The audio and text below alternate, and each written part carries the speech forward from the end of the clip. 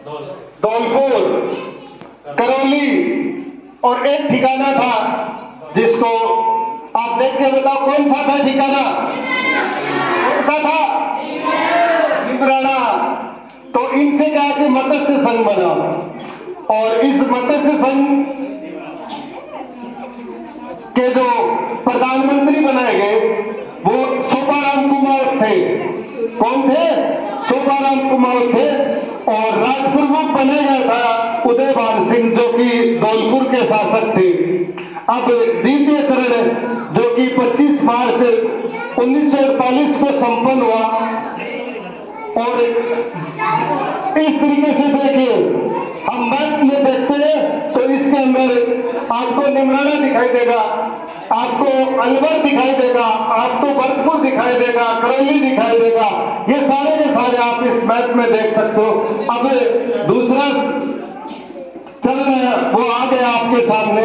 उस दूसरे चरण को हम पूर्व राजस्थान संघ के नाम से जानते हैं। किस नाम से जानते हैं? पूर्व राजस्थान संघ। अब देखो इसमें तो भीड़ बढ़ गई भाई, बहुत ज्यादा भीड़ हो गई, कितने सारे आ गए। तो इसका मतलब ये होगा कि राजस्थान का एकीकरण है वो वृहद स्तर पर ही चल रहा। तो जो द्वितीय चरण है उसमें पूर्व राजस्थान संघ और ये जो द्वितीय संघ बना था वो 25 मार्च 1948 को बना था। और इसकी राजधानी कौन सी बनाई गई थी? कैपिटल ऑफ पूर्व राजस्थान संघ कौन सी बनाई गई थी? कोटा। फिर उसमें कौन कौन सी रियासतें और सम्मिलित थी? बूंदी, झालावाड़, टोंक, किशनगढ़, शाहपुरा, प्रतापगढ़, डूंगरपुर, बांसवाड़ा और दो इसमें क्या थे? ठिकाने। दो ठिकाने थे, एक ठिकाना पहले आ गया और दो अब हो गए, तो तीनों ठिकाने पूरे हो गए कि 19 रियासतें थी और 3 ठिकाने थे। तो एक तो पहले वाले चरण में आ गए और 2 अब आ गए, तो कुल पूरे के पूरे 3 हो गए।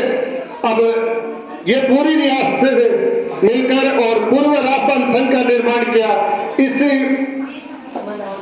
जो संघ है इस संघ के जो प्रधानमंत्री थे वो गोकुललाल ओसवा थे। कौन थे? गोकुललाल ओसवा जो कि शाहपुरा से थे। और राजप्रमुख बनाया गया था भीम सिंह। कोटा के जो शासक थे भीम सिंह जी उनको क्या बनाया गया था? राजप्रमुख। उप राजप्रमुख भी बनाया गया था बहादुर सिंह जो कि बूंदी के शासक थे। तो इसकी कैपिटल स्टेट किसको बनाएगी? अरे कैपिटल स्टेट किसको बनाएगी? अरे कैपिटल, अरे कौन सी प्रिंसली स्टेट को कैपिटल बनाया गया था? कोटा। जोर से बोलो कौन सी? कोटा। अब तृतीय चरण है। तृतीय चरण में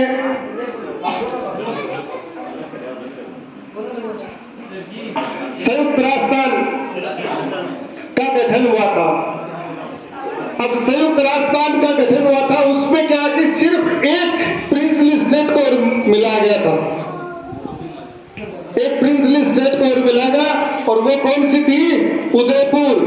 उदयपुर को यदि पूर्व राजस्थान संघ में सम्मिलित कर लिया कि बनने की जो तिथि है वो 18 अप्रैल 1948 है। इसका मतलब धीरे धीरे काम है वो वृहद स्तर पर चालू। तो इसमें क्या है कि उदयपुर और सम्मिलित हो गया तो पूर्व राजस्थान और संयुक्त राजस्थान मिलकर ये उदयपुर मिलकर और संयुक्त राजस्थान का निर्माण हो गया, जिसके प्रधानमंत्री थे माणिक्यलाल वर्मा जो कि उदयपुर से आते थे। राज प्रमुख थे भोपाल सिंह जो उदयपुर के थे और उप राज प्रमुख थे भीम सिंह जी जो कोटा के शासक थे। इस तरीके से क्या एक नया संघ और बन गया जिसको हम संयुक्त राजस्थान के नाम से जानते हैं। इसके हम देखते हैं मैप में तो एक बहुत बड़ा ये क्षेत्रफल तैयार हो जाता है जिसमें क्या है कि उदयपुर से शुरू होते हैं। उदयपुर, डूंगरपुर, बांसवाड़ा, कुशलगढ़, आज के समय का जो प्रतापगढ़ है वो भी इसी में था, शाहपुरा, बूंदी, कोटा, झालावाड़, नासिक, लावा और किशनगढ़, ये सारे के सारे इसके अंदर सम्मिलित हो गए। इसके बाद में जो आगे का चरण है उस चरण को बहुत महत्वपूर्ण माना गया, क्योंकि वो चरण है उसमें क्या है कि ज्यादातर जो क्षेत्रफल था वो इसमें सम्मिलित हो गया था, और वो है वृहद राजस्थान। कौन सा है? वृहद राजस्थान। तो वृहद राजस्थान है, उसमें क्या है कि ये सारी की सारी रियासतें साथ में सम्मिलित हो गई, और साथ में क्या सम्मिलित हो गया? संयुक्त राजस्थान में जयपुर, जोधपुर, जैसलमेर, बीकानेर रियासतें सम्मिलित हो गई। अब देखो, अब वृहद राजस्थान हो गया, ये संयुक्त राजस्थान है, और उसके साथ में क्या जुड़ गए? जयपुर, जोधपुर, जैसलमेर और बीकानेर। ये बहुत महत्वपूर्ण था। क्यों था?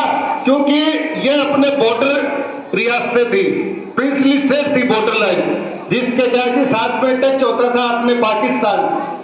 तो इन्होंने सोचा कि कम से कम इनको पहले सम्मिलित किया जाए, जिससे क्या कि कल को कोई रियासत है वो पाकिस्तान में जाके और न मिल जाए।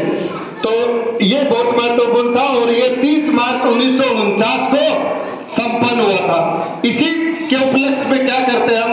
राजस्थान दिवस मनाते हैं।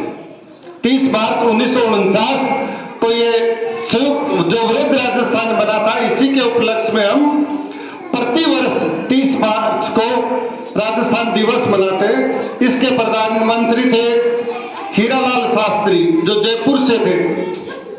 महाराज प्रमुख थे भोपाल सिंह, राज प्रमुख थे मान सिंह द्वितीय, जो जयपुर से थे, और उपराज प्रमुख थे